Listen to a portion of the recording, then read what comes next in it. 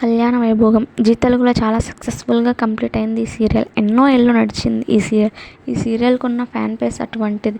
ఇందులో హీరోయిన్గా, విలన్గా రెండు పాత్రల్లోనూ చాలా చక్కగా యాక్ట్ చేశారు మేఘ్నా లోకేష్కి జోడీగా యాక్ట్ చేశారు విజయ్ సన్నీ. జైగా యాక్ట్ చేశాడు. చాలా పెద్ద బిజినెస్ మ్యాగ్నెట్గా యాక్ట్ చేశాడు.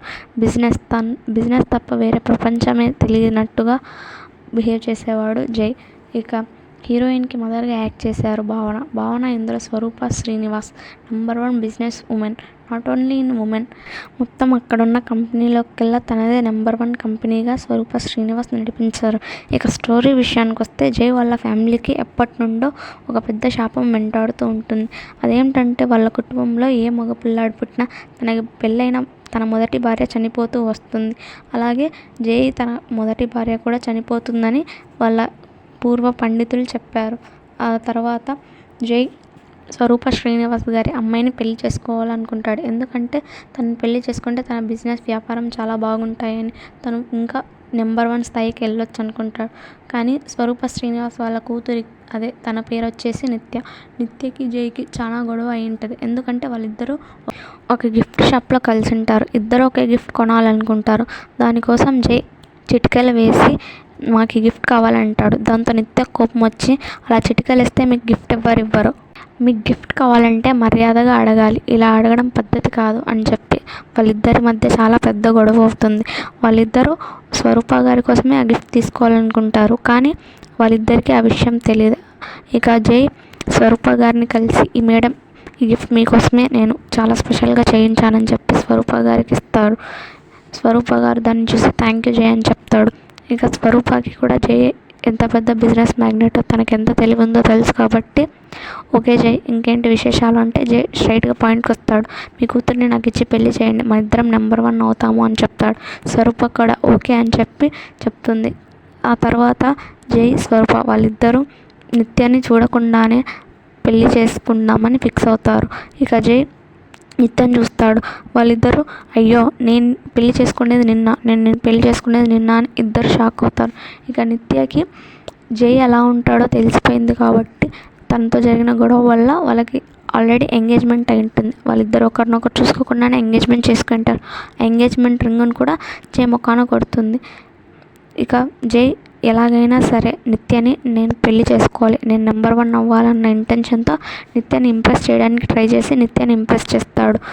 కానీ ఇంతలో స్వరూప గారికి నిజం తెలుస్తుంది. జైని పెళ్లి చేసుకున్న అమ్మాయి చనిపోతుంది అని చెప్పి.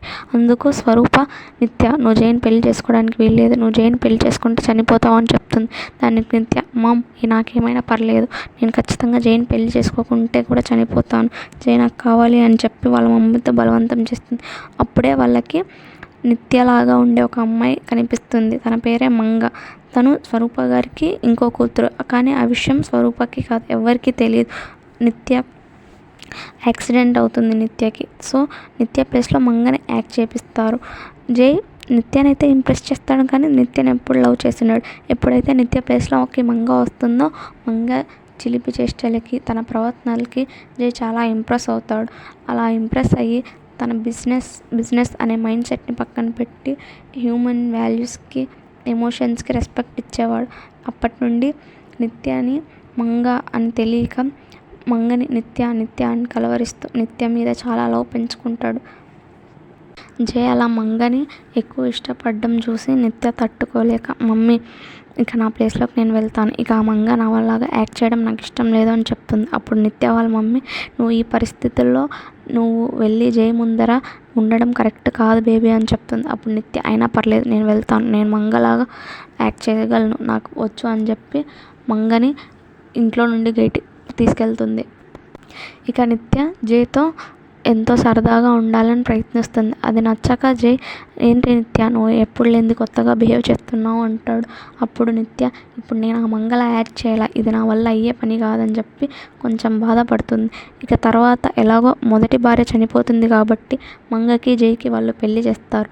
అలా జై మంగకి మొదటి రాత్రి కూడా జరపాలని చూస్తాడు. కానీ మంగ, ఏంటి, ఎందుకు వీళ్ళు నన్ను ఇంతలాగా బలవంత పెడుతున్నారు, ఏంటి కారణం అని చెప్పి కనుక్కోవడానికి ట్రై చేస్తుంది. అప్పుడు మంగకి ఆ నిజం తెలుస్తుంది, జై మొదటి భార్య చనిపోతుంది అని.